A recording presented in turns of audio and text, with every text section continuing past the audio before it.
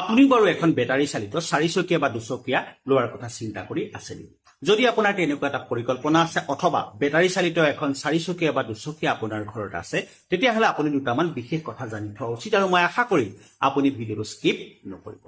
যদিও আমি ভাবো যে 4 চকীয়া যিবিলাক বেটাৰী চালিত গাড়ী অথবা স্কুটি ইত্যাদি 2 চকীয়া বাহন আছে, এইবিলাক তুলনামূলকভাৱে পেট্ৰল চালিত গাড়ীতকৈ সেফ বা নিৰাপদ। কিন্তু এটা কথা ঠিক, পিতৃ মাতৃৰ কোলাতকৈ যেনেকৈ নিৰাপদ স্থান আৰু একো নাই, ঠিক তেনেকৈ কোনো গাড়ীয়ে আপোনাৰ কাৰণে 100% নিৰাপদ হ'ব নোৱাৰে। লাগে গাড়ীখন পেট্ৰল চালিতই হওক, ডিজেল চালিতই হওক অথবা বেটাৰী চালিতই হওক। কথা হ'ল বেটাৰী চালিত গাড়ী আমাৰ কাৰণে কেনেকৈ বিপদজনক হ'ব পাৰে, এই সম্পৰ্কে মই ক'ম। তাৰ আগতে মই দুটামান বিশেষ কথা কৈ লৈছো।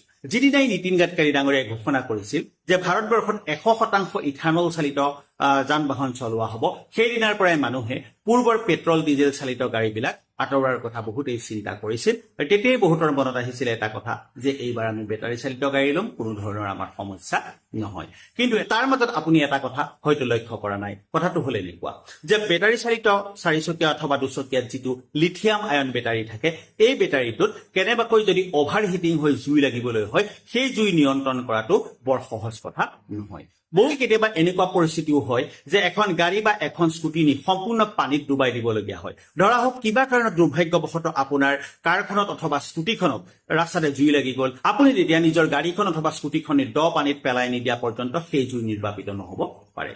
ফায়াৰ ফাইটাৰ যিসকলে সাধাৰণতে গাড়ী ইত্যাদি বা ঘৰ ইত্যাদিত জুই লাগিলে জুই নুমুৱাই, সেইবিলাক মেচিনেৰে সৈতে এই বেটাৰীত লগা জুই নিয়ন্ত্ৰণ কৰিব নোৱাৰি। ইয়াৰ কাৰণ কি জানেনে? এই বেটাৰীবিলাকত থাৰ্মেল ৰানৱেৰ সৃষ্টি হয়। অৰ্থাৎ যেতিয়াই বেটাৰী চালিত গাড়ী এখন অথবা স্কুটি এখনত জুই লাগিবলৈ হয়, সেই জুই সাধাৰণভাৱে নিয়ন্ত্ৰণ কৰিব নোৱাৰি। আনকি যে পানীত তিতি থকা ব্লেংকেট ইত্যাদিৰে সৈতে আমি চিলিণ্ডাৰ ইত্যাদিত জুই লাগিলে নিয়ন্ত্ৰণ কৰিবলৈ চেষ্টা কৰোঁ, সেই চেষ্টাও তাত অথলে যাব।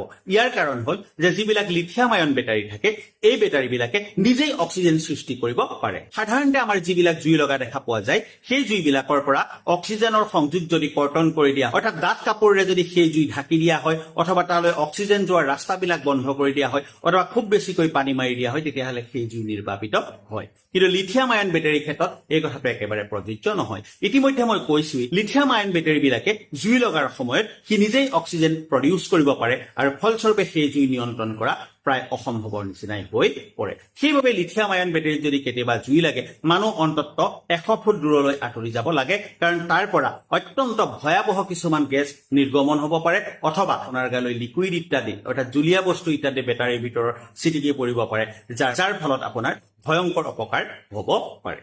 দ্বিতীয় কথাটো হ'ল, যদি লিথিয়াম আয়ন বেটাৰী চালিত গাড়ী এখন অথবা স্কুটি এখনৰ জুই তেনেদৰে নিয়ন্ত্ৰণ কৰিব নোৱাৰি, তেতিয়াহ'লে সেই জুই নিয়ন্ত্ৰণ কৰাৰ কি উপায় আছে? ইয়াৰ বাবে অৱশ্যে উপায় নোহোৱা নহয়। হেভি ডিউটি থাৰ্মেল ব্লেংকেটৰ জৰিয়তে ফায়াৰ ফাইটাৰসকলে এই জুই নিয়ন্ত্ৰণ কৰিব পাৰে। দ্বিতীয়তে, তেওঁলোকৰ হাতত অতি উচ্চ ক্ষমতা সম্পন্ন কিছুমান ফায়াৰ নজল আছে, যাৰ জৰিয়তে সেই চিল পেক হৈ থকা বেটাৰীবিলাকৰ চেলৰ ভিতৰলৈ পানী সুমুৱাই দি সেই জুই নিয়ন্ত্ৰণ কৰিব পাৰি। কিন্তু এইখিনিতেও এটা বিপদ নথকা নহয়। কথা হ'ল যে এই বেটাৰীৰ জুই এবাৰ নুমুৱাৰ পিছত 1-2 ঘণ্টাৰ পিছত অথবা এদিন দুদিনৰ পিছত সি আকৌ জ্বলি উঠিব পাৰে। এতিয়া কথা হ'ল, বেটাৰীৰ গাড়ী এখনেই হওক বা স্কুটি এখনেই হওক, তাৰ যদি বেটাৰী অভাৰহিট হৈছে বা জুই লগাৰ সম্ভাৱনা আছে, আপুনি কেনেকৈ গম পাব? আপুনি যাত্ৰাৰ সময়ত যদি কেতিয়াবা নষ্ট হোৱা কণী অৰ্থাৎ ডিমৰ নিচিনা গোন্ধ পায় বা ছালফাৰৰ নিচিনা আপুনি গোন্ধ অনুভৱ কৰে, তেতিয়াহ'লে লগে লগে আপুনি সাৱধান হ'ব লাগিব। হয়, আপুনি মেকানিকৰ ওচৰলৈ যাব লাগিব অথবা মেকানিকৰ সৈতে আপুনি যোগাযোগ কৰিব লাগিব। দ্বিতীয় কথা, আপোনাৰ গাড়ীৰ যি ডেস্কবৰ্ড আছে, সেই গাড়ীৰ ডেস্কবৰ্ডতো কিছুমান বিশেষ ধৰণৰ ছিগনেল আপুনি দেখিবলৈ পাব, যাৰ জৰিয়তে আপুনি গম পাব পাৰে যে সেই বেটাৰীটোত খুব সোনকালে জুই লাগিব পাৰে। তৃতীয় কথাটো হ'ল, গাড়ীখন পৰীক্ষা কৰাৰ সময়ত আপুনি যদি বেটাৰীটোৰ পৰা কিবা কাৰণত সৰহীয়াকৈ লিকুইড তললৈ পৰি থকা দেখে, অৰ্থাৎ তৰল পদাৰ্থ পৰি থকা দেখা পায়, তেতিয়াহ'লে আপুনি খুব সোনকালে মেকানিকৰ লগত যোগাযোগ কৰা উচিত। এই কথাকেইটা হ'ল তেনে প্ৰাথমিক কথা। আজি মই পঢ়ি থকাৰ সময়ত এই কথাকেইটা পাইছিলো আৰু ভাবিলো আপোনালোকলৈ এই তথ্যকেইটা মই যোগান ধৰো। ভিডিঅ'টো চাই আপোনাৰ কেনেকুৱা লাগিলে জনাব।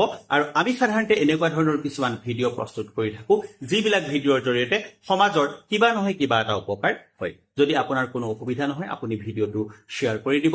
ভিডিঅ'টোৰ লগত আপুনি এটা কমেণ্ট কৰিবলৈ নাপাহৰিব আৰু যদি পাৰে আমাক ফ'ল' কৰি ৰাখিব।